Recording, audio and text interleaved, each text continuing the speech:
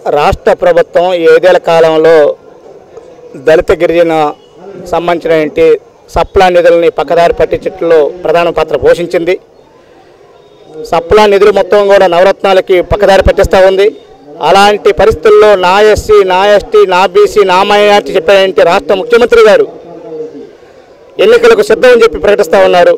ఒక పక్క దళితులు, గిరిజనులు, బలైన వర్గాల యొక్క నిధులను పక్కదారి పట్టిస్తూ ఎస్సీ, ఎస్టీ కార్పొరేషన్ నిర్వీర్యం చేసి, మాలా మాదిగరెల్లి కార్పొరేషన్ నిర్వీర్యం చేసి, ₹1 కూడా కేటాయించుకొని ఖర్చు చేయకుండా ఆ రకమైన దుర్మార్గమైన పరిస్థితుల్లో కొనసాగుతూ ఎన్నిక సిద్ధమని చెప్పేది సిగ్గుచేట విషయంగా మేము భావిస్తూ ఉన్నాం.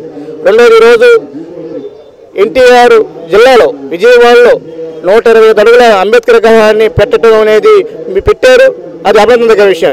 కానీ అంబేద్కర్ గారి యొక్క విధానాలని, అంబేద్కర్ గారి సిద్ధాంతాలని పక్కలో డైవర్ట్ చేస్తూ హిందూ మతోన్మాద మోడీకి తాకట్టు పెడుతూ ఆ రకంగా ఈ అంబేద్కర్ విగ్రహాన్ని పెట్టి ఓట్లు అందుకోవటం అనేది కాదు. ఈరోజు ఎస్సీ, ఎస్టీ సప్లా చట్టం ప్రకారంగా నిధులు కేటాయించి ఖర్చు చేయాలి.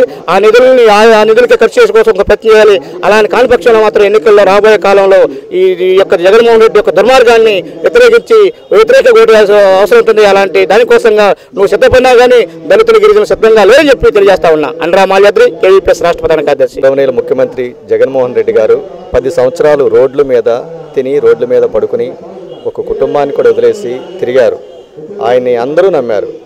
ఆ 10 సంవత్సరాలు తిరిగిన దానికి 5 సంవత్సరాలు చేసిన దానికి ఏమన్నా తేడా ఉందా? పబ్లిక్ని కానీ, ప్రజలను కానీ, ఉద్యోగాలను కానీ, ఉపాధ్యాయులను కానీ, పెన్షనర్ని కానీ ఎంత ఇబ్బంది పెడుతున్నారంటే మిమ్మల్ని అందరూ నమ్ముకుని అంత మెజారిటీ తీసుకురావడానికి కారణం మూలాలని మీరు వదిలేస్తున్నారు. అదొక్కసారి సరి చేసుకోండి. మరలా రావాలి అంటున్నారు. మరలా ఎలా వస్తారు? ఇంతమందిని ఇన్ని ఇబ్బందులు పెట్టి మీరు 10 సంవత్సరాలు ఎలా తిరిగారు, ఎందుకు తిరిగారు? ఒక్కసారి ఆ సీటు కోసమే మీరు తిరిగారు.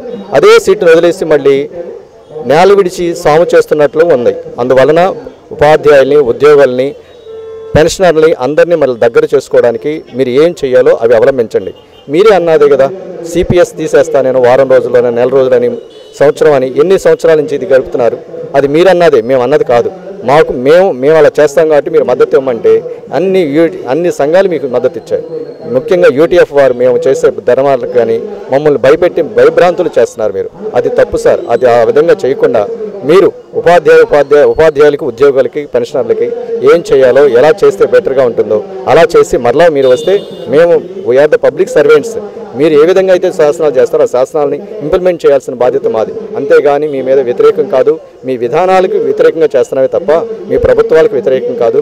అందరినీ ఒక త్రాటిని తీసుకెళ్ళి అందరికీ ఒకే న్యాయం చేయమని మిమ్మల్ని కోరుచున్నాం. మేము కర్నూలు జిల్లా నుంచి వచ్చాము, వివోఏగా. మేము ఈరోజు రాష్ట్ర వ్యాప్తంగా వివోఏలు అందరం 36 గంటల ధర్నాకు రావడం జరిగింది. మా సమస్యలు ముఖ్యంగా ఏమిటంటే వివోఏలది హెచ్ఆర్ పాలసీ అమలు చేయాలి. 3 సంవత్సరాల కాలపరిమితి సర్కులను వెంటనే రద్దు చేయాలా. అలాగే వివోఏలకి గ్రూప్ ఇన్సూరెన్స్ రావాలి. అలాగే రాష్ట్ర వ్యాప్తంగా 28,000 మంది వివోఏలు ఉన్నారు. మాకు కనీస వేతనం ఇవ్వకుండా 8,000 ఇస్తున్నాడు. 8,000 నెలకు వచ్చేసి ఒక 6-7 మీటింగులు జరుగుతాయి. ఆ మీటింగుల పోనీకనే మాకు 3,000 దాకా ఖర్చు వస్తుంది. 5,000 రూపాయలతో ఈ జీవనం కొనసాగించలేకపోతున్నాము. కాబట్టి ప్రభుత్వం ఆలోచించి మాకు తగిన న్యాయం చేస్తారని ముఖ్యమంత్రి గారికి విజ్ఞప్తి చేయడం జరుగుతుంది. అలాగే చేయలేని పక్షాలు ఉంటే 2 నెలలు ఉంటే ఎన్నికలు వస్తున్నాయి. 2 నెలల తర్వాత మా వివోఏల సత్తా ఏంటో మేము చూపిస్తాము. కాబట్టి ముఖ్యమంత్రి గారు ఆలోచన చేసి వెంటనే మా సమస్యలు ఏవైతే ఉన్నాయో డిమాండ్ పరిష్కరించి అందరికీ న్యాయం చేకూరుస్తారని చెప్పేసి అడుగుతూ మేమందరం ఈరోజు 36 గంటలు అంటే ఈరోజు లాస్ట్ అవుతుంది. ఇంతవరకైనా చర్చలకు పిలవలేదు. చర్చలు పిలుస్తామని చెప్పి ఇంకా పిలవలేదు. 4 గంటలకు రమ్మన్నారు.